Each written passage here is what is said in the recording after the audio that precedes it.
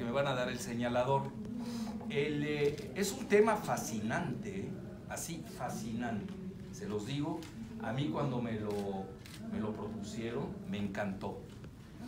Vean, hoy las remesas están entre los principales ingresos del país. También hay que conocer qué ingresos tenemos, de dónde provienen. Y van para arriba, que vuelan. Vean, hubo una etapa, también tenemos que reajustarnos y hacer nuestra propia autocrítica cuando exponemos.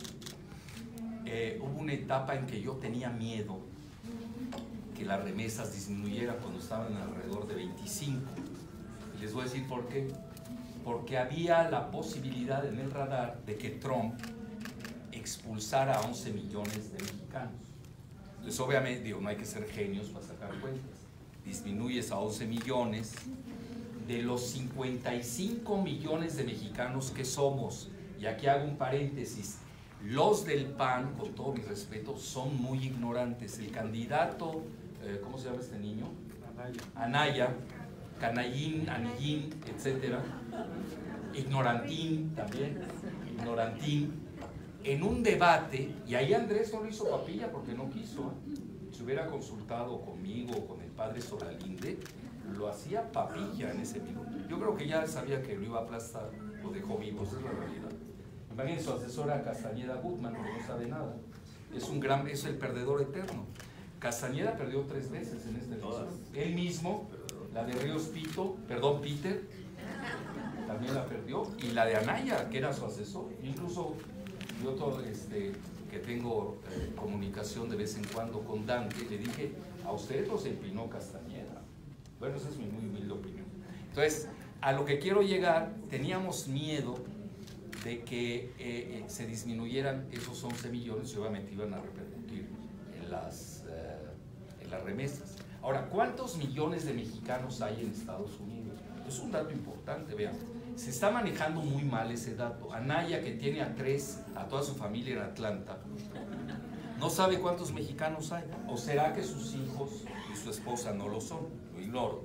A lo que quiero llegar, vean, él manejó 35 millones la cifra. Yo les doy realmente mi cálculo y creo que es el correcto. Si se puede corregir está bien, pero hay que hacerlo. Si no podemos hablar en el vacío. Lo que sí les puedo decir es que no son 35 millones. Bueno, ¿cuántos son? Muy fácil. Se mete uno a la oficina del censo, tiene sus páginas, hasta en español. Ya 40 millones de estadounidenses hablan español, es importante el dato. Se mete uno a la página y hablan que el 18% del total de estadounidenses son hispanics. Bueno, a mí ese término se me hace horroroso. Si van a empezar a hacer algo bueno, que siempre lo han hecho, pero más ahora que se están metiendo al tema de las remesas y de la cuestión transfronteriza y binacional, que me gustó muy bien con Estados Unidos, que por desgracia no podemos decir lo mismo con Guatemala ni con Belice, que son nuestras fronteras, y tampoco lo podemos decir con Cuba, que es nuestra gran vecina, ni con Haití, que son nuestros vecinos geopolíticos en el mar, que no lo podemos perder de vista. Lo de Estados Unidos es una realidad y hoy el cálculo es muy sencillo. Son más de 300 millones de habitantes en Estados Unidos. Si 18 millones son hispanics, está horroroso ese término, porque no les gusta decir que son mexicanos. Vean, antes de aniquilar un proyecto, se le mata lingüísticamente. Cuando lo peor es matar con la lingüística. Por ejemplo, cuando uno decía Norteamérica, era el proyecto Itamita. Ellos estaban ya en el proyecto de entrega de México de todos los recursos primarios y naturales del país, pero sin mexicanos. Porque en sus narices le construyeron a todos los gobiernos itamitas del PRIAN, PRI-PAN, les construyeron la tercera parte del muro. Es decir, el muro no es total de Trump, ni lo ha construido. Ahorita vamos a hablar al respecto. La tercera parte del muro ya está construida. Va desde Tijuana. A mí me tocó recorrerlo desde Tijuana en carretera casi 2 horas hasta Mexicali. Vamos a hablar de la tercera parte. Y hoy viene la parte más dura, que es la que quiere hacer Trump, porque tiene miedo de la mexicanización de Texas. Esa es la clave. No crean que hay otra razón. Y obviamente dejar el río Bravo como frontera natural. Pero el muro en sí, el que va a ser Trump, la parte de Trump, es sobre todo en la región de Texas. Bueno, dicho esto, estamos hablando que si saca uno bien las cuentas, pues daría 45 millones de mexicanos. ¿Por qué razón? Porque del 18% de los que llaman ellos, antes le llamaban latinos, y antes chicanos, bueno, los chicanos éramos nosotros, los mexicanos. Luego ahorita ya les pusieron hispanics para confundir, porque hay que matar esa idea de la mexicanidad. Vean, yo no tengo nada contra nadie, pero sí, la mayoría manda. El 80% de los llamados hispanics o latinos somos mexicanos. Ergo, no debe, primera enmienda propuesta, que exigirle a la oficina del censo de Estados Unidos para que dé solo el porcentaje de los mexicanos en Estados Unidos. Y estamos hablando 80%, que si ustedes me preguntan en corto, ni creo esas cifras. Yo creo que somos mucho más y hasta las subreportan. Bueno, si ahí ya estamos hablando del 80%, estamos hablando ya de 45 millones de mexicanos.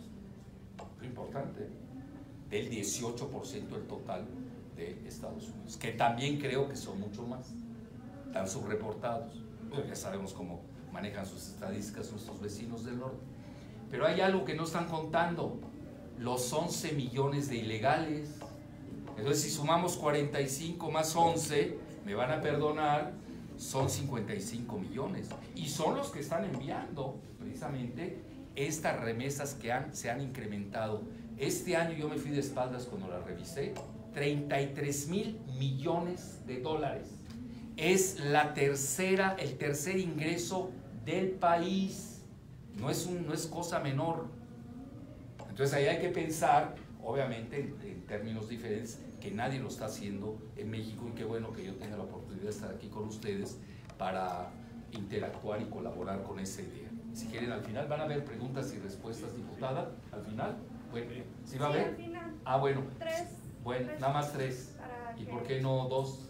No, bueno, el lo están consiguiendo. Bueno, ni modo, ahí usaré el dedo, como siempre. Bueno, entonces, en resumen, ahí tienen ustedes, hay que entender muy bien la demografía, pero tenemos que ir hacia adelante, 20 años más, hay proyecciones ya. Va a ser fenomenal el aumento, el incremento de la población mexicana. Yo ahorita dejo de lado a mis hermanos centroamericanos, yo los quiero mucho, he dado clases en Centroamérica, he estado ahí, me llevo muy bien con varios expresidentes, no tengo ningún complejo, pero en eso sí soy muy católico. Caridad bien ordenada comienza por sí misma. O sea, yo tengo que ser primero ver a mi patria, a México, y luego veo a los demás generosamente, seré samaritano. Bueno, entonces, dicho esto, la proyección es tremenda. Es decir, puede llegar a ser incluso el primer ingreso nacional en los próximos 20 años, las remesas. Y obviamente comporta una ecuación altamente geopolítica y geofinanciera. Hay que pensar en esos términos de aquí en adelante. Bueno, dicho esto, ya les di más o menos el panorama por dónde me voy a ir. Deben haber ideas creativas, no solamente pensando en las remesas de nuestros, pues como dicen los británicos, expatriados, ¿no? Así le llaman ellos en su inglés. Tenemos que pensar también, ahora me decía la diputada que están pensando en una banca sui generis para los migrantes. Yo creo que sería magnífico, la competencia es buena además, pero también pensar en una bancada de nuestros congéneres en la transfrontera, que no se sienta que nada más estamos pensando en ellos en términos de recibir remesas, sino también en términos de que ya forman parte de la entidad mexicana. Vean, yo siempre lo comenté, hoy un partido que se respete en México tiene que ser transfronterizo. Incluso ustedes lo saben, hoy con la doble nacionalidad, muchos votan doble. Vean, va a ser de tal magnitud el impacto de nuestros connacionales en Estados Unidos, que nada más sumen ustedes los 55 millones que les estoy diciendo, más los 124 que somos aquí. Estamos hablando de la principal etnia ahora sí que por mi raza hablará el espíritu, de Norteamérica, casi 200 millones, pero que además va increciendo. ¿Por qué? Porque la natalidad del mexicano, ya saben, la fuerza biológica azteca es muy vigorosa, son jóvenes, la mayor parte, ustedes lo saben, de México son, la mitad del país es tiene menos de 30 años de edad, se parece mucho el perfil demográfico, la pirámide demográfica, como se le dice técnicamente, a la de nuestros connacionales, y esto pues nos va a hacer, ya somos de facto la primera fuerza étnica de ese concepto itamita de Norteamérica, de Canadá, Estados Unidos y México. Entonces, tampoco que no nos subestimen ni en Canadá ni en Estados Unidos, porque ya en los 20 años siguientes, si ya se sabe que vamos a ser la principal etnia, de hecho ya la somos, si juntamos a los dos, a las dos ecuaciones demográficas que tenemos, tanto en Estados Unidos como aquí en México, porque no vamos a regalar a nuestros migrantes. Eso también hay que tenerlo presente. Pero imagínense, en un escenario, puede existir la posibilidad, si mañana tienen derecho de voto los mexicanos que están afuera, pueden decidir las elecciones en México y en Estados Unidos. Ahora me va a decir alguien por qué. Porque resulta, yo no sé si sean geopolíticos desde que migraron, pero se dio la casualidad que los estados que deciden la elección en Estados Unidos, en el colegio electoral, la mayor parte de ellos, ahí viven los connacionales. Fíjense qué importante. Y aquí serían mucho más que los votantes, no te vayas a molestar, que el de Domex. Mucho más el número de votantes en Estados Unidos de origen mexicano sería mucho más que Domex. Entonces no hay que perder de vista esa situación que tarde o temprano se va a decir, porque también nosotros tenemos que pensar de otra manera. Yo soy muy dialéctico en las exposiciones, así como veo lo positivo, la tesis, también me gusta dar la antítesis para sacar la síntesis. En ese sentido siempre he sido hegeliano y heraclitiano, que de ahí empieza la verdadera dialéctica. Entonces, obviamente que hay nubarrones, ahí se los voy a plantear, esa va a ser la exposición realmente. Hay nubarrones, ustedes saben que la principal densidad demográfica de los mexicanos, ya no estoy diciendo hispanos, está en California. Y hoy California vive un momento de alta prosperidad, Si hoy California fuera país, tendría la quinta economía mundial medida en Producto Interno Bruto nominal, mucho antes que Gran Bretaña. Por eso le va tan bien a nuestros connacionales en California. Por eso han aumentado las remesas. Incluso yo fui a dar una serie de conferencias al norte, estuve en Los Cabos y me asombró el nivel que tienen en California. Es decir, hay prosperidad, tenemos que reconocerlo. Y mucho de ellos proviene de las remesas de nuestros connacionales. Dicho esto, ya pasamos a la primera diapositiva. ¿Cuál es el impacto en la economía nacional? Ahorita lo vamos a ver con detalle. Pero todo lo que digamos hoy de las remesas en 5, 10, 15, 20 años será multiplicado. Eso es lo que quiero. Ya se volvieron remesas demográficas, fíjense hasta cómo, pero también geopolíticas. Tiene un gran impacto en esos dos puntos. La primera, por favor, la siguiente. Bueno, ahí tienen ustedes el número esto es importante a nivel del Producto Interno Bruto. Vean, hay dos maneras de medir el Producto Interno Bruto, que es la suma de bienes y servicios. Y estos son datos del Fondo Monetario Internacional. Esta es la eficiencia del PT, por eso son mis amigos. Gracias. Aunque son gradualistas, van subiendo. Ahorita ya me tocó el señalador. Y vean ustedes los 10 principales. Les decía, hay dos maneras: bienes y servicios. Bueno, la mayor parte, hoy los economistas que se respetan, porque hay otros que no se respetan, sobre todo los monetaristas, centralbanquistas, neoliberales, toda esa fauna, lo miden, por ejemplo, la CIA en el World Handbook de la CIA, lo miden por lo que se llama poder adquisitivo.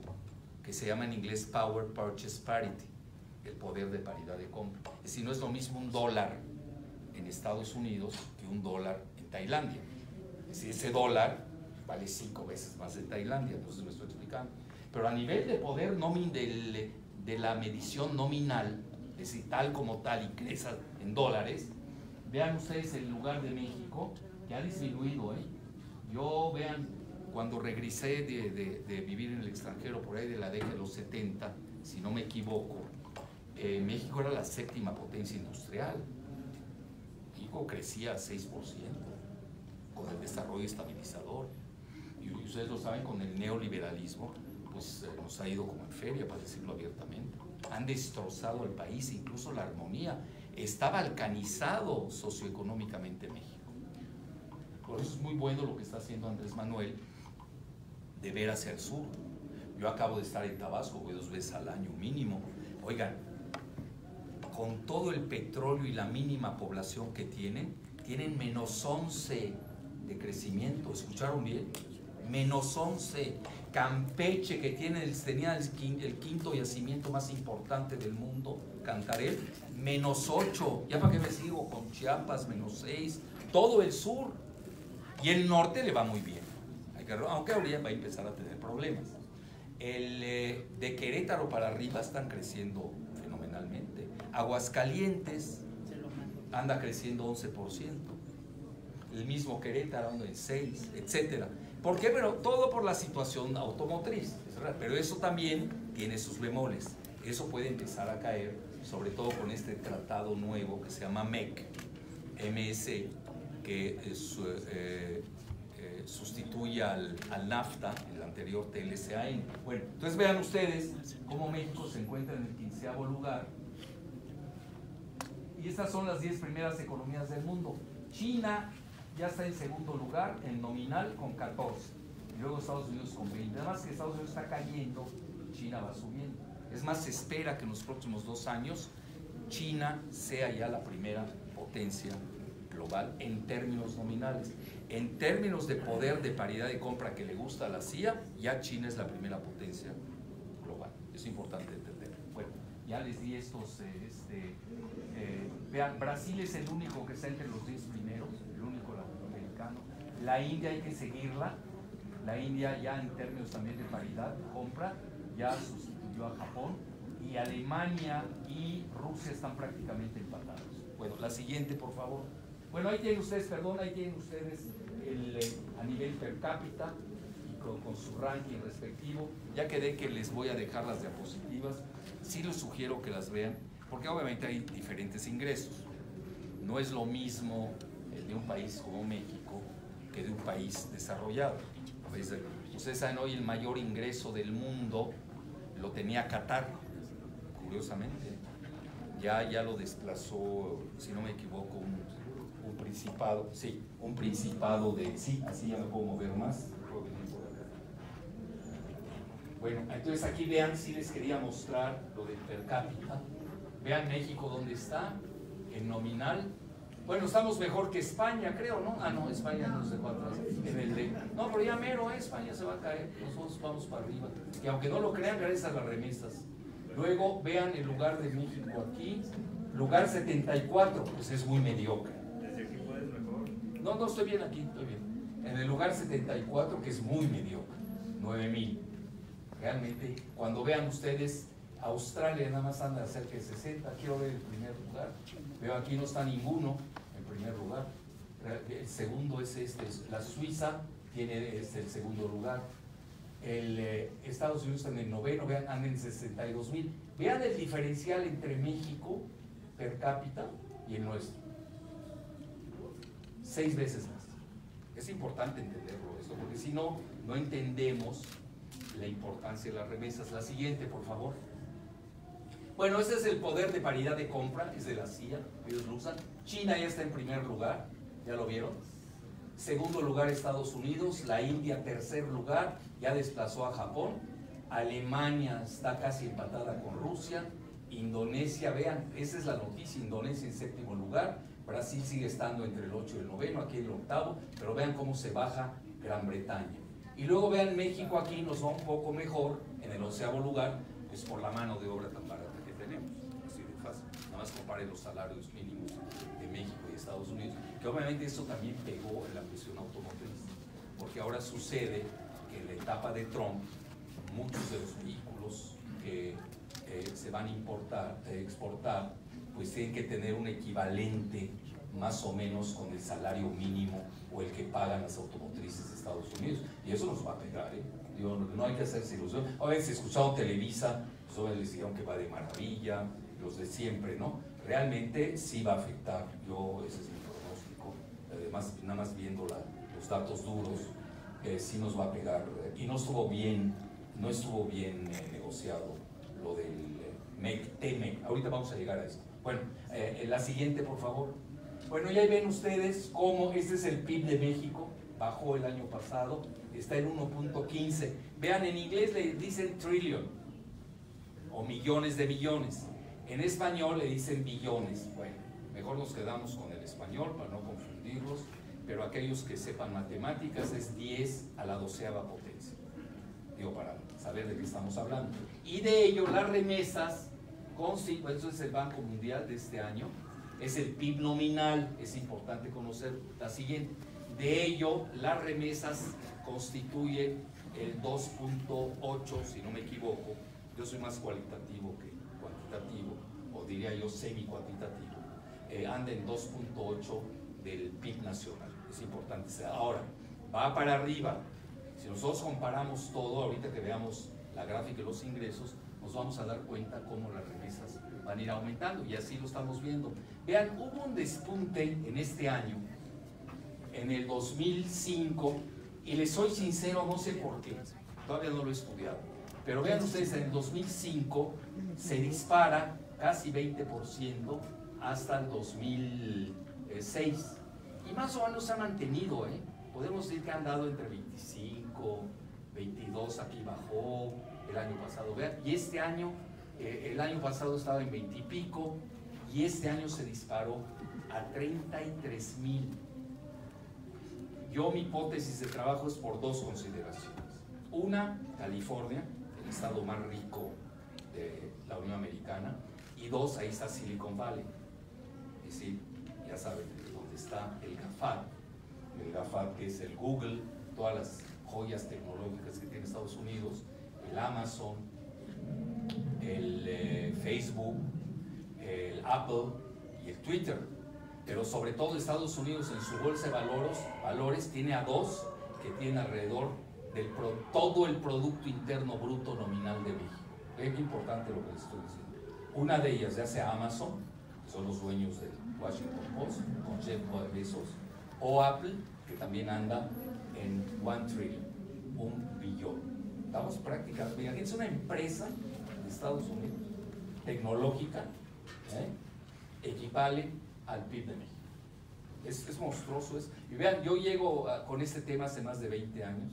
Antes yo decía, ahora estoy diciendo lo de Apple y Amazon, antes yo decía Microsoft, equivalía a Microsoft más que México. Es decir, nosotros no nos estamos desarrollando tecnológicamente.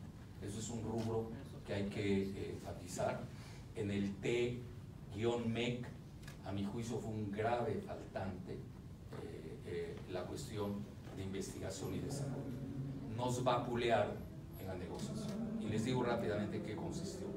Ustedes recordarán que en México sí firmó con Obama, bueno, aquí firman todo lo que les da Estados Unidos. El TPP, famoso por sus siglas en inglés, que es el Trans-Pacific Partnership, o la Asociación Transpacífica.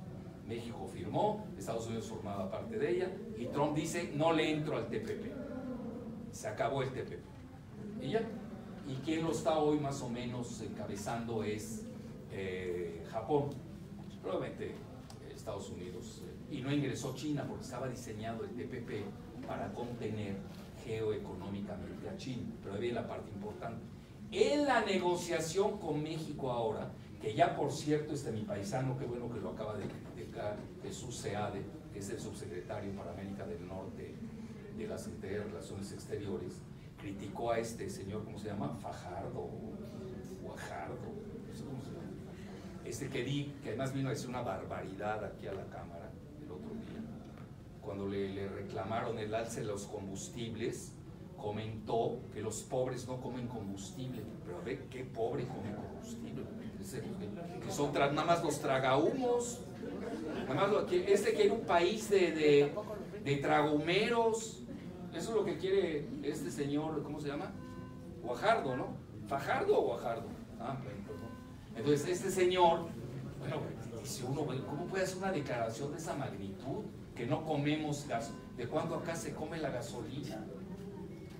Ya ni los tragafuegos que tenemos en las calles, pobrecillos. Bueno, entonces ahí tienen ustedes cómo ha aumentado esta parte. Y era lo que yo les decía, es el factor Silicon Valley. Pero sí teníamos miedo en esa fase de las deportaciones que habían proyectado entre 3 y 11 millones. Bueno, la siguiente, por favor. Esta era fuente, es del banco BBVA, ¿no? Y ahí viene el censo de los mexicanos, que en realidad nos colocan dentro del 18% como el 80% nos llaman hispanos. Entonces vean, la población es casi 60 millones. Se dice fácil, ¿eh? Se dice fácil. Acuérdense que la población de Estados Unidos es de 330 millones. Es muy fácil sacar las cuentas. Luego, es la principal minoría étnico-racial. La proyección, es importante. Proyección en 2060. Casi 120 millones de hispanos. La tercera parte de los Estados Unidos. Ya con saber esto, sabremos cuál seguirá siendo los lazos de mucha índole, pero en particular de las remesas con los mexicanos. Estamos hablando en los próximos 40 años, es decir, 2 generaciones que pasan muy rápido. Y además, yo no creo mucho esta estadística. Voy a decir por qué. Porque nada más está viendo el crecimiento, el incremento de los mexicanos, o los hispanos o latinos, como los quieran llamar, pero no está tomando en cuenta que está cayendo el lado blanco. Se ha venido declinando. Yo también, que sigo mucho de esas estadísticas, en las elecciones bajaron casi al 60% de la población, los llamados WASP, White Anglo-Saxon Protestant, protestantes anglosajones blancos. Entonces ellos están cayendo mientras que nosotros vamos subiendo. Y se vio ahora en las elecciones intermedias, como con el Partido Demócrata, que ha sido más incluyente, realmente es el partido de los mexicanos, sobre todo en California y en Texas, se vio cómo ha declinado la población blanca, que además sus jóvenes pues tienen un grave problema, ¿no? Tienen el problema del fentanilo. Ya ven que hay un problema ahí con China, que pasa también por Canadá, el fentanilo, está la drogadicción, no se casan, son desempleados. Es decir, hay un grave problema juvenil en Estados Unidos de los blancos. Estoy citando, a mí no me gusta usar términos blancos, amarillos, pero así la oficina del censo los maneja y estoy siguiendo ese ritual. Entonces va para abajo esa población. Por eso hay mucho temor que Estados Unidos, aunque suene así descabellado, sobre todo para las mentes que no siguen la geopolítica y que no tienen ni idea de la historia de Estados Unidos y de las balcanizaciones del mundo, hay temor de una implosión en Estados Unidos, desde el punto de vista racial. Bueno, y esa es una de las causales del muro, que obviamente en Estados Unidos lo saben. Es decir, no crean que es nuevo esto del muro. El primero que lo empieza a construir es Clinton, demócrata, luego lo sigue Baby Bush, y luego ahora Trump, que quiere hacer su famoso muro. Ahí aunque lo oculta más el Partido Demócrata, porque perdería mucho de los votos de los mexicanos o de los latinos.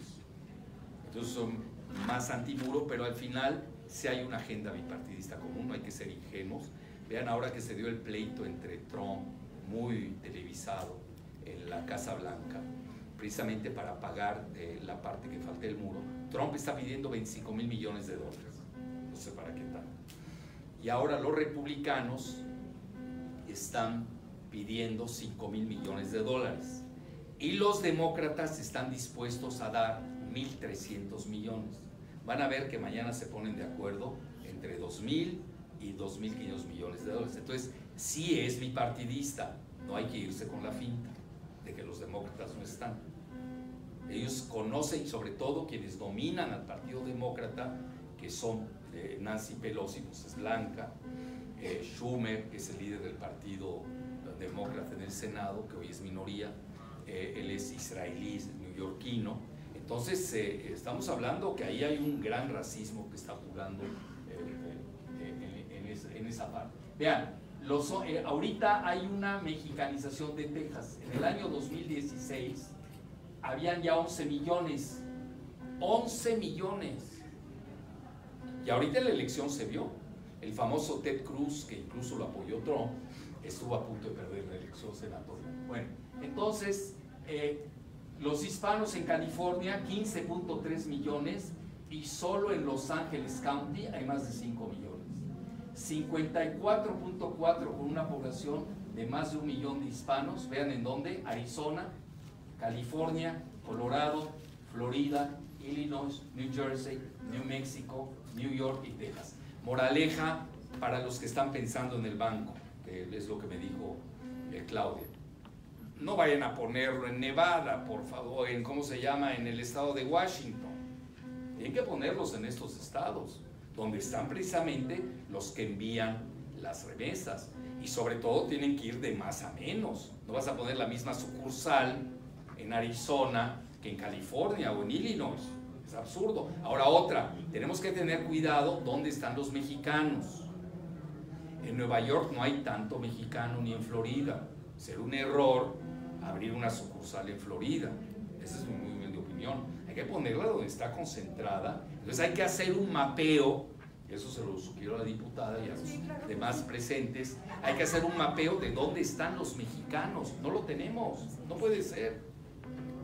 ¿Dónde están ubicados la mayor parte de ellos? Y tener una gran conectividad transfronteriza que vaya más allá del simple envío de remesas. Estamos hablando de un potencial económico bárbaro. Hoy, por ejemplo, esa generación de mexicanos que sigue enviando remesas, pues realmente es diferente. Vean, yo lo conozco bien, porque yo hice un estudio, ahí sí tengo que ocultar qué partido me envió, pero ya se lo imaginarán porque fue hace como 20 años. Hice un recorrido porque el presidente de ese partido me pidió decirle en una tarjetita si convenía el voto de los mexicanos en México. No, dije, depende. Si quieres que voten contra tu partido, pues no. Si quieres que voten a favor de la oposición en ese momento, pues los van a aplastar, porque ellos están resentidos con el PRIAN. Están por una razón, porque les achacan precisamente la salida de tanto mexicano. Bueno, ya una razón por la que salieron, vean, cuando yo hice mi recorrido, pues había diferentes generaciones. No era lo mismo Chicago, que fueron los primeros mexicanos que fueron, ustedes ya lo saben, que viajaron, debido a la construcción del ferrocarril Amtrak. Luego vi, esa es la primera, y ustedes ven incluso cómo los mexicanos en Illinois, pues les ha ido muy bien. Todavía ya hay jueces, magistrados, todavía no hay banqueros ni financieros, ojo, eso es importante ver. Chuy García ya. ¿Cómo? Chuy García, ya tenemos congresista. ¿Ah, ya? Ah, bueno, en Illinois. En Chicago. Ah, en Chicago. Bueno, sí, ahí sí. No, pero me refiero financieros, banqueros, no vi en Chicago. Y luego, lo que es California, Texas, etcétera, pues ya es otra generación luego, ¿no? Entonces sí se nota la diferencia, evidentemente. Pero vean, en esto del crecimiento de los migrantes, como la mayor parte de Estados Unidos son migrantes también, en 20 años no faltarán los mexicanos que ya hayan estudiado y que sean los nuevos banqueros, sobre todo para manejar este tipo de remesas con sus connacionales aquí. Y vean la educación, eso es importante, 67.1 de hispanos de más de 25 años con máximo de high school y el 15.3 de más de 25 años con bachelor o bachillerato más. La siguiente, por favor. Bueno, ahí tienen ustedes, ese es el censo tal cual. Ahí viene vean, estaba yo hablando de 330, tiene 320 la población de Estados Unidos en el 17. Hoy ya estamos en el 18, quizás esté en el 30, porque en algún lugar lo leí, 300 y pico. Y de estos, vean cómo los llamados hispánicos latinos no se ponen ni de acuerdo ellos, O sea, que se pongan de acuerdo. Lo que ya hay que exigir es que ya nombren solo a los mexicanos. Porque eso de latinos, ahí entran muchos. Y vean, no es la misma proporción, con todo mi respeto, de los salvadoreños, de los hondureños, de los nicaragüenses, de los guatemaltecos. Que gran parte de sus migrantes se debe pues, a todo el conflicto que padeció en la Guerra Fría en Centroamérica. La siguiente, por favor. Bueno, ya está la guerra, ya se les hablé de ella. Vean, no vengo a hacer publicidad, pero yo traigo una tesis del supremacismo blanco de Trump y la palestinización de los mexicanos. Van a decir ustedes por qué puse el término palestinización. Muy sencillo, porque yo eso se lo leí a Bibi Netanyahu, el primer ministro de Israel, pero se lo leí hace 30 años. Y me doy cuenta que es la misma política y no es gratuito que los dos sean aliados.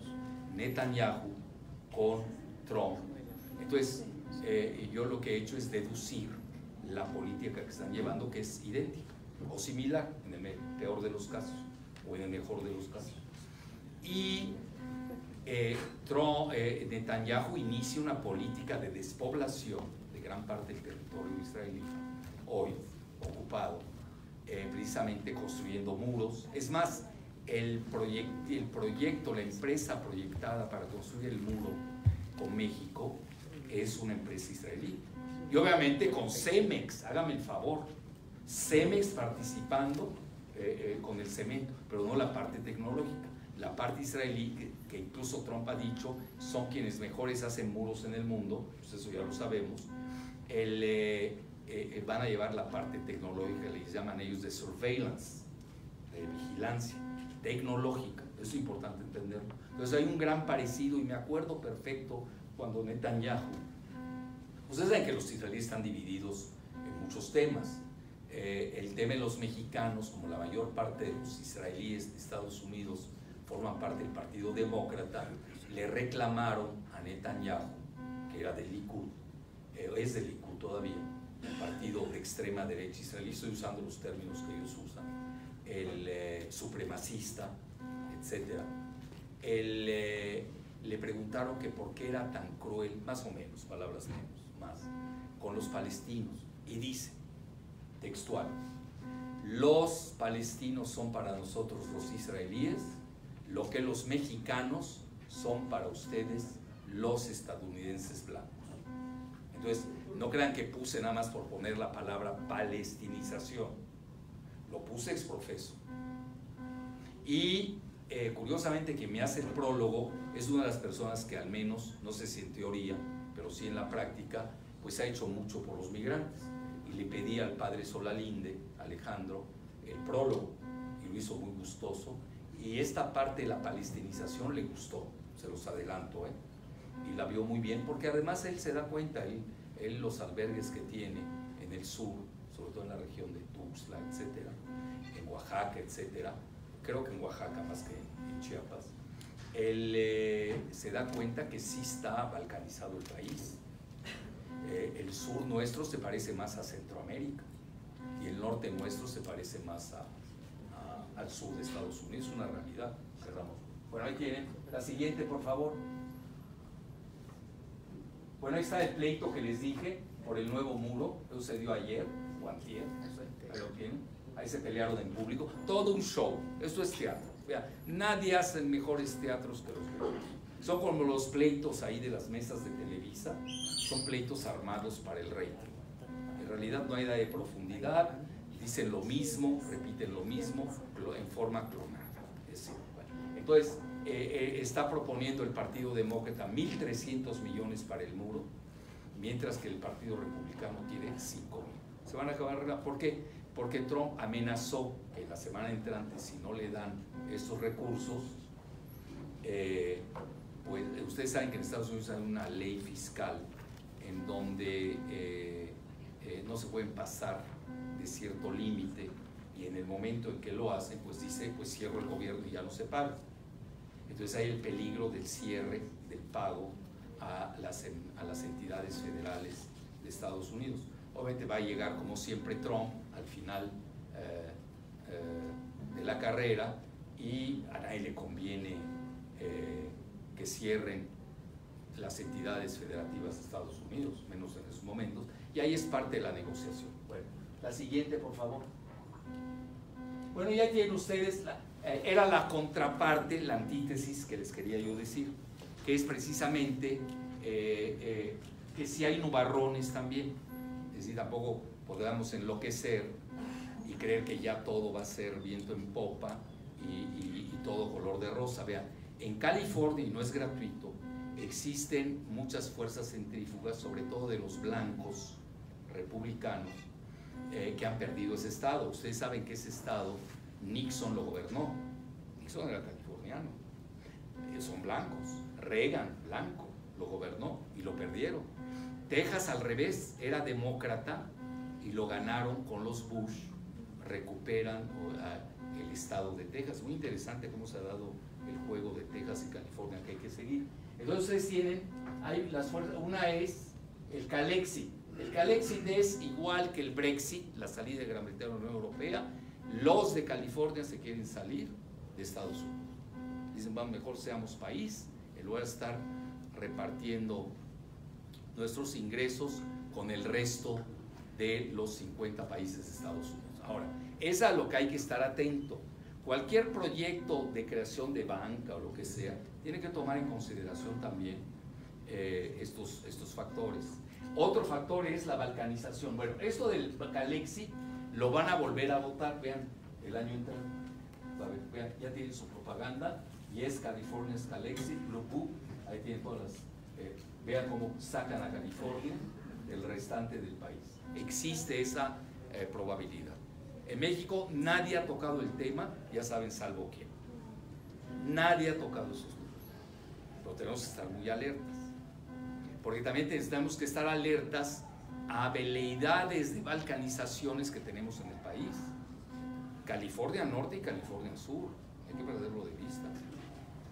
Yo que sigo las redes y veo mil cosas, están saliendo proyectos secesionistas muy preocupantes. Nuevo León, Chihuahua, etcétera. Bueno, y ahí tiene la balcanización 2 y o redistritación de California. Bueno, aquí bueno, esto ya lo hablamos. La siguiente, y ahí voy a ir a estas. Vean, el primer el Calexit lo perdieron, lo metieron en un referéndum y perdió. Y ahora van a volver a hacer el referéndum. Ahora, en segundo término, hicieron otro referéndum para dividir a California en 6 pedazos. Vean, lo hizo un multimillonario muy estrafalario que se llama Tim Draper, se dedica a la especulación bursátil de los hedge funds, de fondos de cobertura de riesgo, y quería dividir a California en 6 microestados, con el fin avieso de diluir a la mayoría mexicana. Es decir, todo esto está diseñado para desmexicanizar a California, que ustedes saben es un estado ya mexicano, hay que decirlo abiertamente, no irnos por la ruina. Ahora, de que quieran seguir viviendo en Estados Unidos es problema de ellos, al menos yo no me metería en ese asunto, pero tenemos que tener presente que es un estado eminentemente mexicano, California. Eso es importante. Bueno, entonces quería dividirlo en 6, ahí está el proyecto. La siguiente, por favor. Perdieron el voto y ahora el mismo ha estado con otro proyecto, que este es muy interesante, que se llama la Nueva California, en donde dejan la parte de Los Angeles County, la dejan de lado porque ahí vive mucho mexicano, para quedarse con 3 pedazos y la parte rural, sobre todo, quedarse en Silicon Valley, donde está precisamente lo que produce la riqueza estadounidense, y naturalmente desmexicanizar. Entonces, imagínense qué interesante proyecto, porque son los mismos votantes de Trump, el voto rural. El voto rural hoy en Estados Unidos no está, es blanco. Se diferencia del voto suburbano y urbano, que son eminentemente, yo diría, multiculturales, como ellos usan el término. En México usaríamos el término plural. Pero este proyecto existe y ahí está, e invocan, primero que nada, hacerlo como un estado 51, número 51. E invocan el artículo 4 de la sección 3 de la Constitución, que sí se puede dar siempre y cuando lo acepten los otros estados. Entonces ya les dije, eso yo diría serían los nubarrones sería la antítesis de cualquier proyecto que uno quisiera realizar en California desde el lado mexicano. La siguiente, por favor. Bueno, vean, y además el mundo está cambiando a pasos acelerados. Yo, con humildad y rigor, acabo de publicar este libro, el desorden global en la era post-Estados Unidos. Bueno, yo cuando lo decía, Jalife está loco. Yo siempre estoy loco porque me adelanto 20 años, es la realidad. Luego resulta que luego me copian los que decían que yo estaba loco también. Yo, como no tengo tiempo para dar la réplica a tantos, no acabaría, sería toda una vida, necesito 1000 vidas para estar replicando. Entonces aquí lo único que hablan son los hechos, los datos duros. Uno con datos duros no debe temer nada, que digan lo que quieran y no pasa nada, al revés. Al final se acaban, les digo, oye, pues lo dijo Jalife, te lo estás fusilando, mano. Se lo dicen 5 o 10 años o 15 años después. Bueno, ahí lo tienen, vean, este va a ser el próximo Foreign Affairs. Lo publica el Council of Foreign Relations. Lo consideran como el mayor think tank de Estados Unidos, el más influyente. Yo no estoy tan seguro. Por ejemplo, los rusos no siguen tanto a Foreign Affairs, le siguen más a la Rand Corporation, porque la Rand Corporation tiene una visión más militarista, más estratégica. Y Foreign Affairs, yo diría, es más de geopolítica. Aunque ya no están entendiendo mucho al mundo, pero vean qué interesante cuál es la portada de enero, febrero, es decir, del próximo bimestre. Vean cuál es la portada.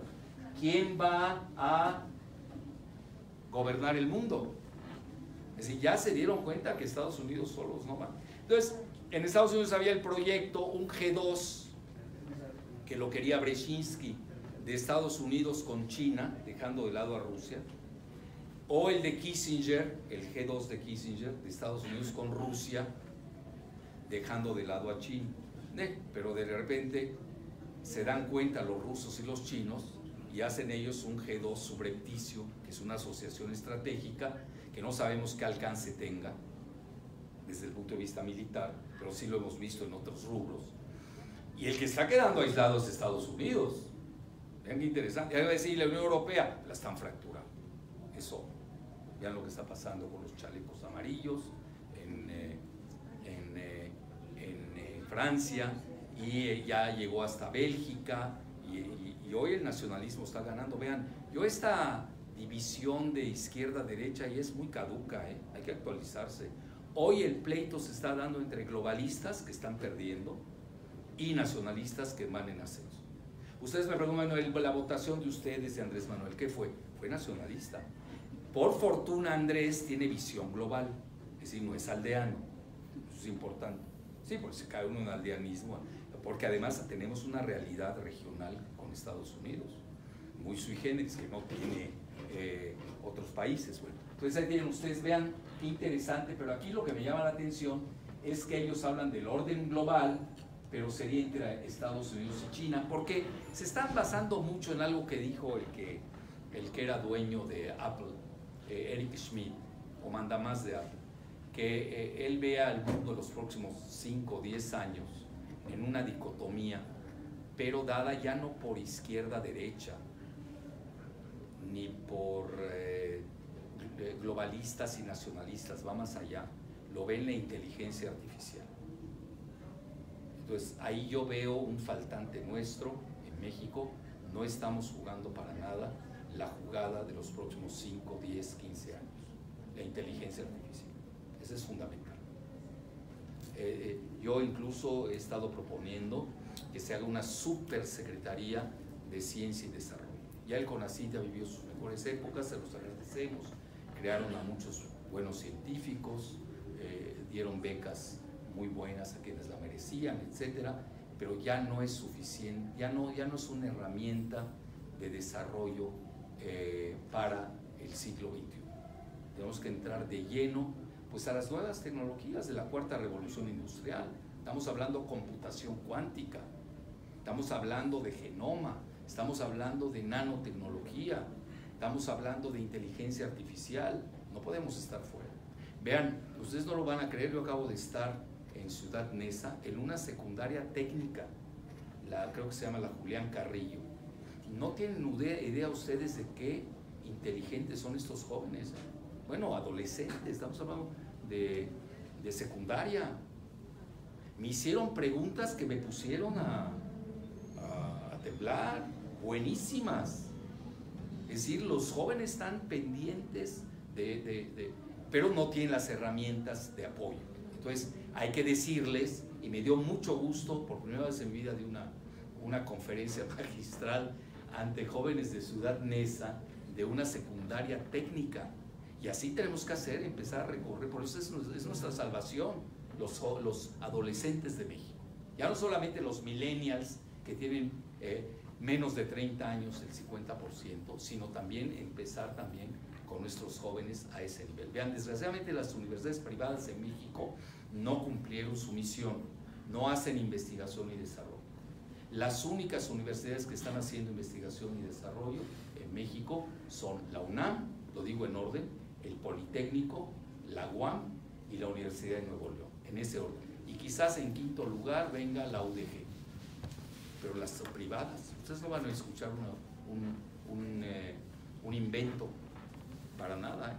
Y tenemos jóvenes de primera. Vean, yo últimamente he estado teniendo mucho contacto con el Politécnico y me invitaron a un seminario que tuvieron en Mazatlán y acudí. Y todos ustedes los ven, ¿no?, normales, digo, clase media, tirándole a media baja, etcétera, pero excelentes jóvenes. Uno de ellos es director de Microsoft en México. Están pujando muchísimo. Vienen muy fuertes estos jóvenes. Problema, están trabajando para empresas extranjeras, no para empresas mexicanas. Hoy ustedes, por ejemplo, yo que viajo mucho por la República, me invitan a dar conferencias. Acabo de estar en Guadalajara y Zapopan. Es el nuevo Silicon Valley del país, pero ¿cómo no lo va a hacer? En Silicon Valley un programador le pagan $14,000 al mes y en Guadalajara, Zapopan, le pagan $4,000, que para nosotros es muchísimo. Van a ganar lo que gana Andrés, imagínense. Bueno, pero comparado, es la maquila que están haciendo las transnacionales con estos jóvenes talentosos que están saliendo del Politécnico. ¿Cómo dices? Claro. No, pero además los que se quedan aquí, que no quieren irse, pues prefieren para vivir ahí con los gringos. Prefiero quedarme en México por $4,000. Eso también tiene su precio, ¿no? Convivir con aquellos. Bueno, entonces, sí les quería decir, vean, yo realmente esto, incluso voy a hacer un artículo en su momento dado, de que les falta Rusia. Aquí no la están contando. Como Estados Unidos le tiene pánico a Rusia, porque hoy tiene las mejores armas nucleares y misilísticas del mundo. Esto lo aceptan los mismos estrategas militares de Estados Unidos. Entonces, ahorita llegaron los que llaman cisnes blancos, 2 aviones, como 5 aviones de Rusia a Venezuela, ya entraron en terror en Estados Unidos, porque 2 de los bombarderos son nucleares. Atravesaron 12,000 kilómetros de Rusia hasta llegar a Venezuela para hacer un entrenamiento militar. Es decir, ya Estados Unidos no es lo mismo que antes, eso hay que entenderlo. Tenemos que empezar a buscar con mucha prudencia, empezar a buscar otros horizontes. Bueno, ahí tienen ustedes. Yo soy de la idea que el mundo debe ser tripolar o cuatripolar, cuando mucho con la India, que no hay que perderla de vista, pero hoy por el momento es tripolar. Ahí no hay que perder de vista a Rusia, sobre todo que Rusia ya trae una asociación militar estratégica con China, pero además de complementariedad en el asunto del petróleo. Ustedes saben que el talón de Aquiles de China es el petróleo, etcétera. Bueno, la siguiente, por favor, ya casi finalizo. Esa es la demografía nuestra, ustedes la conocen mejor que yo. Vean, nada más de 25 a 54 y 40%, etcétera. La siguiente. Y ahí están los principales ingresos. Lo que yo llamo el ingreso chapo, y ya con esto casi finalizamos. Y esto va a bajar considerablemente, porque ya están combatiendo la epidemia de drogadicción de los jóvenes blancos en Estados Unidos. Esto que estamos viendo del fentanil, ya la misma China lo va a poner en la lista de productos prohibidos. ya agarraron al Chapo, todo ese show, no crean que es gratuito, hasta Netflix anda en eso, Kate del Castillo, Televisa, etcétera, todo está armado. Es decir, pero ahí nos va a pegar a las remesas. Otro tipo de remesas. Bueno, ¿a qué quiero llegar? Vean, yo he seguido mucho este tema desde Salinas. Créanme que llevo bastante años siguiendo. Si ustedes me preguntan, y yo doy clases al Ejército y a la Armada de México, doy clases de geopolítica, pues a veces hablo con ellos, ¿no? Sobre todo después de 2 mezcales y hablamos más. Y no, pues yo voy a lo que voy ya, pero de repente también me gusta preguntar, ¿no? Ellos tienen información que uno no tiene a ciertos niveles, y en una ocasión a alguien que sabe de más, de muy alto nivel, le pregunté que en cuánto calculaba el PIB nacional de México, de los ingresos de las drogas, y me fui de espaldas. Me manejó 500,000 millones de dólares. Yo se los dejo aquí en la mesa para que lo vean, pero obviamente otros lo bajan. Genaro García Luna, que también sabe mucho del tema, ya lo citó el Chapo, por cierto, como a varios expresidentes, a la mayoría, a Calderón, Fox lo sacó de la cárcel, con este que se fue, igual lo sacaron de la cárcel, hasta cuenta cuánto pagó, ¿no? ¿Cómo dices? Sí. Entonces ahí, pongamos que sean de 70,000 millones de dólares, pues todavía era el primer ingreso nacional, ¿no? Para poner una cifra así nice, ¿no? Así, suave, pongamos 150,000, es el primer ingreso nacional. Hay que tenerlo presente. Bueno, y ahí eso ustedes ya, pero vean, tiene 450,000 empleados y 3.2 millones son dependientes de los cárteles. Entonces tampoco da mucho empleo, que digamos, y además como los matan, a veces la tónica, entonces tampoco hay mucha proliferación, ¿no? Ahí de narcotraficantes. Bueno, la siguiente, el segundo ingreso, vean, es interesante, sector automotriz, en producción, eso es ProMéxico, lo sacó en 2016, la producción nos deja 82,000 millones, pero en exportación nos deja 65,000 millones. Que aquí también hay un grave error de parte nuestra. Voy a aprovechar el foro. La transferencia de tecnología que Estados Unidos le exige a China. Ustedes saben que la transferencia de tecnología va así. Los primeros 5 años gana el que trae la tecnología y el dinero, pues gana solo los primeros 5 años. Los siguientes 5 años van mitad con el país anfitrión, y a partir de los 10 años siguientes el país anfitrión aprendió la tecnología y la hace, porque también hay una ley dentro de la tecnología que no hay tecnología que dure en promedio más de 10 años. ¿Por qué? Todos la piratean, al final se piratea, se copia. Nosotros no estoy incitando a la piratería, pero ni eso hemos sabido hacer. ¿Cómo puede ser que no hagamos bicicletas en México? Ya para qué les digo carros, motocicletas, todo lo importamos. Café, no quiero hablar mal del café porque el dueño del café, digo, de esas entidades gringas del café, pues son casi familiares, entonces no me voy a meter ese tema. Pero oiga, tenemos de los mejores cafés del mundo. En Chiapas, en Veracruz, en Oaxaca, ya están felices creyéndose agentes de bolsa de Wall Street, o ahí con en los cafés que ya conocen ustedes cuáles son, para no citar a nadie, porque vengo en plan muy benigno. Bueno, entonces, dicho esto, ahí tienen ustedes, y aquí me voy, pero vean, nos deja en exportaciones 65,000, deja más el narcotráfico, es el primer ingreso. Digo, en exportación, le está dejando más el narcotráfico. Es muy grave esto. Y obviamente si se cierra, se afecta el muro, el Chapo que lo agarran, etcétera, todo ese Hollywood ligado al Chapo, pues obviamente van a bajar ese tipo de ingresos. Tenemos que pensar qué tipo de ingresos hay que hacer. Y el único que yo veo y donde está dejando ingresos a nivel mundial es el rubro tecnológico, en el que no estamos. Bueno, dicho esto, ahí tienen ustedes la nueva enmienda que les dije del Congreso de Estados Unidos. Vean, esa es la razón por la que se fue tanto mexicano a Estados Unidos, el Tratado de Libre Comercio, que despedazó a los campesinos de México. Salinas no vio esa parte, no la vio. Vean, luego entró Fox, ustedes se recuerdan que querían jardineros mexicanos en Estados Unidos, así los veían, la mano de obra barata para los gringos, para labores que ellos no querían hacer, que ahora sí las quieren hacer, porque Estados Unidos está en crisis muy fuerte a nivel financiero y económico.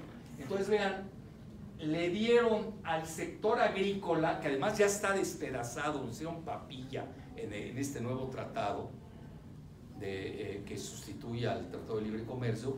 Le acaban de dar, vean la cifra, 850,000 millones de dólares de subsidios a su sector agrícola, que aniquila al campo mexicano y a sus 30 millones de campesinos desahuciados. Tenemos 30 millones de campesinos y todavía los quería acabar más el neoliberalismo del ITAM, desviando el río Pánuco para llevar el agua, para que sirviera para el famoso fracking del shale gas o del gas esquisto bituminoso, como le quieran llamar, de Nuevo León. Vean qué maravilla. Bueno, ¿y qué vamos a hacer con unos 30 millones? Pues que se mueran los feos, ¿no? Como la canción. Vale. Ahí tienen ustedes. Esto no se está, nadie lo está manejando, nadie lo está diciendo. Bueno, y ¿cómo va a ser uno competitivo con Estados Unidos, que son una superpotencia agrícola, que está tecnificada además? A mí me ha tocado conocer el Middle West de Estados Unidos, conozco perfecto. Ahí el farmer americano llega en avión privado, y aquí nuestros pobres campesinos ya no llegan ni a burro. No estamos viendo esas metáforas que son muy fuertes, y luego los subsidian con casi el Producto Interno Bruto de México, y nos vienen con el cuento, y tamita, de la competitividad. ¿Cómo vas a competir cuando le sueltan eso a su campo? ¿Qué competencia puede haber? No existe la competencia, es una vacilada. Vale. Y ahí tienen ustedes México fuera de la innovación tecnológica. Sacan a México de la jugada china, hay veto, eso es importante. En el acuerdo del TME-MEC, bueno, yo me dediqué a leer mucho eso, no me leí las 1000 páginas, que ni Peña leyó, ellos se los puedo garantizar, y si lo leyó, pues no lo entendió, que todavía es peor. Yo leí algunos rubros, yo me voy a echar 1000 páginas, pero sí leí a los centros, los think tanks que manejaron el tema. Y todos común denominador, de China a Estados Unidos, a Gran Bretaña, Europa, Rusia, el común denominador era de que había veto en ese tratado, el nuevo, contra China. Entonces, acuérdense que aquí estábamos pensando que quienes iban a financiar el Istmo de Tehuantepec, el Tren Maya, iban a ser los chinos. Y ahora, con el veto gringo, que además lo tenemos desde los tratados de Bucareli. Brzezinski en una ocasión dijo, en los 70, dijo, no queremos un Japón en la frontera, tenemos un apartheid tecnológico contra México, no nos están dejando desarrollar. Entonces hay que empezar a quitarnos las cadenas o crear esa interacción tecnológica con nuestros connacionales de Estados Unidos. Bueno, eso ya habrá tiempo para pensarlo. El tercer rubro de ingreso, las remesas, ahí las tienen, es el famoso TEMEC, que ellos le llaman en gringo USMCA, ¿no? Pues la siguiente, por favor. Ya estoy por concluir, para entrar de lleno a el cuarto. Bueno, esto ha sido, también hay que reconocerlo, muy bueno, y además va a crecer mucho. Ahorita andan en casi 30,000, la mitad de lo que dejan las automotrices cuando exportamos, que es el sector tecnoagrícola. Ha progresado mucho, hay que reconocerlo, toda la región de Querétaro, etcétera, les ha ido muy bien en ese rubro. Sí, pero no nos pertenece, somos maquiladores, seguimos en lo mismo. ¿Por qué? Yo no entiendo por qué no, bueno, estoy soñando, ¿no? Déjame soñar un poco aquí en la Cámara de Diputados. ¿Por qué no conectamos esos campesinos que están desempleados, que ganan miserias con este sector agroindustrial? Es decir, como que nada más aquí se ha pensado, y ese era el proyecto Itamita, por Norteamérica, el concepto Norteamérica, Canadá, Estados Unidos, México, materias primas de México, mano de obra barata de México, sin mexicanos, porque si no debería haber muro. ¿Cómo puede ser que haya libre paso de personas de Canadá y Estados Unidos entre ellos mismos, de Canadá y Estados Unidos con nosotros, y nosotros no podemos entrar a Estados Unidos? Ahorita han levantado recientemente la visa de Canadá. Yo acabo de aplicar a Canadá, y llevan un año, todavía no me responden. Bueno, pues yo soy la lista negra, lo entiendo. También. Hasta me enorgullece que me tengan la lista. No me molesta. Ya conozco muy bien Canadá, así que no tengo problema. Las exportaciones agroalimentarias incluye productos agropecuarios, pesqueros y agroindustriales. Ahí ya tienen la cifra. Superaron ya los recursos que ingresaron a México por petróleo. Ya el petróleo lo deja. El petróleo dejó, así la última vez que vi las cifras, con Fox y Calderón, más o menos, en un año dejó 123,000 millones de dólares. Ahorita importamos petróleo, deja con lo que más mal vende, anda en 19,000. ¿Cómo bajamos de 123,000 a 19? Oiga, no ha bajado tanto el precio. El precio andaba en 110, ahorita anda en 60, etc. Entonces es un desastre la reforma energética. Desastre. Bueno, y ahí tienen el turismo, que le ha ido muy bien el turismo, ha subido muchísimo, pese a todos nuestros avatares, es lo que llama la atención, de un crecimiento del 10% anual, recibió casi 40 millones de turistas, vean cuántos, 40 millones de turistas. Vamos a ser uno de los principales países en reserva. Pues hoy México se vende solo, bueno, lo venden también, se vende solo en el sentido mercadotécnico. Yo que he recorrido toda China y hablo con los chinos y todo, están enloquecidos con Chichén Itzá. Cuando vino el mandarín Xi Jinping a México, fue directo a Chichén Itzá. Los consideran entre las grandes maravillas. Y estamos hablando de un país de 6,000 años de civilización. Los gringos vienen del siglo XVIII, apenas existen. Ustedes saben qué decía Oscar Wilde de Estados Unidos, ¿no? Pasó de la barbarie a la decadencia sin haber conocido la civilización, y lo dijo hace un siglo. Fuerte, claro. No, o sea, así se llevan entre ellos, no se preocupen. Bueno, ahí tienen ustedes el turismo, ahí está Chichén Itzá, etcétera, y naturalmente, pues, muchos proyectos que tenían los chinos, yo lo sé porque hablo con ellos, incluso me entrevistan. Yo, por ejemplo, les dije, no va el tren bala. No estás loco, ¿cómo que no va a ir? No, pues no va. ¿Cómo va a ir el tren bala a querer? Pues ya no sé geopolítica. ¿Cómo va a ir? No lo van a aceptar los gringos. Dicho y hecho. Todo el escándalo de la Casa Blanca. No vayan a creer que es por la gaviota, por favor. Esa ni existe. Bueno, eso dice ya el exmarido. Bueno, a lo que quiero llegar es de que era mucho más. Le pegaron duro, precisamente porque, y además de otras consideraciones que ahorita no viene al caso citar, pero sí les molestó. Entonces a Estados Unidos le molesta, por eso tiene veto en relación a Chile. Tenemos que ser muy cuidadosos, porque ahí, vean, está en decadencia Estados Unidos, pero es un dragón herido, todavía puede dar coletazos. No hay que irse con mucho cuidado.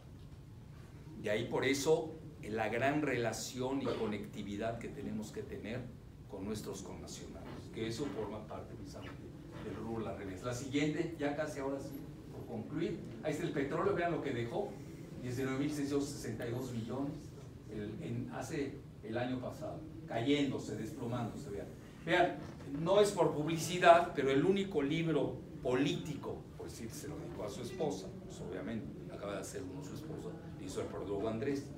El único libro que ha prologado Andrés es el mío.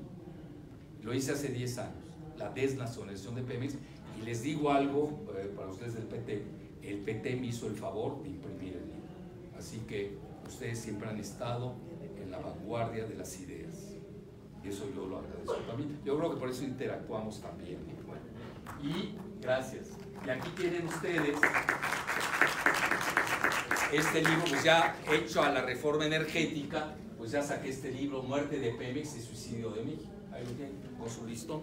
Incluso se lo regalé a Andrés y le puse adentro que él usó ese eslogan, que es la tercera es la vencida. Desde ya, ahora sí ya. Ahora ya no te van a poder detener. Bueno, entonces es un tema ya agotado. Se entregó el petróleo. Sobre todo la parte del no solamente el shale gas, que por fortuna Andrés está en contra del fracking y la privatización del agua. Vean, es muy sencillo, si nosotros no dejamos que se privatice el agua, pues no hay fracking, se tiene que hacer con fracturación hidráulica, por de ahí viene la palabra fracking. Entonces, Estados Unidos tiene el proyecto del fracking porque uniría la parte noreste de México, que es una de las principales zonas del mundo. Estamos en el cuarto o quinto lugar, depende de quién haga las estadísticas, sumado a la parte del sur tejano de Estados Unidos, sería la tercera a nivel mundial. La primera es China, la segunda es Argentina. Entonces ese era el proyecto Itamita de Norteamérica, pero sin mexicanos. Y la tecnología del fracking, pues no la tenemos nosotros, lo tienen los tejanos, que es un fracaso total, pero a Estados Unidos le ha dado resultado, pero pronto se les va a agotar, porque la curva de rendimiento del shale gas o del gas bituminoso es de corto plazo, de 5 a 7 años máximo, no así el petróleo convencional que dura hasta 20 años. Hay una gran diferencia. Bueno, ahí tienen ustedes. Yo ya es un tema que doy por caduco hasta nuevo aviso. La siguiente. Bueno, ya está la balcanización socioeconómica, ya se los dije, cómo se benefició el norte y el sur. Realmente está fracturado a partir de muchas regiones de Puebla, de Veracruz, sobre todo la parte sur de ellos, pues realmente se parece más a Centroamérica que a otra parte. La parte de Querétaro para arriba le ha ido bien, porque está en la cuestión agrícola, tecnoagrícola y automotriz. Eso es interesante. Pero ahora ustedes se dan cuenta, regresando a lo que les decía, yo viajo seguido también a Oaxaca, y ustedes saben, uno de los principales rubros de ingresos en Oaxaca son las remesas, etcétera. Entonces sí tenemos una geografía complicada, pero sobre todo yo diría balcanizada entre el norte y el sur. Por eso hoy me dio mucho gusto de ver este nuevo proyecto de salud, donde a 8 estados, básicamente del sur, Andrés Manuel propuso se le diera los servicios generales de salud que se merecen, que realmente estaban abandonados totalmente. Ya casi ya, no se voy, listo, ya, otra, creo que ahí se acabó. Bueno, ahí está, ¿no? Lo de la balcanización.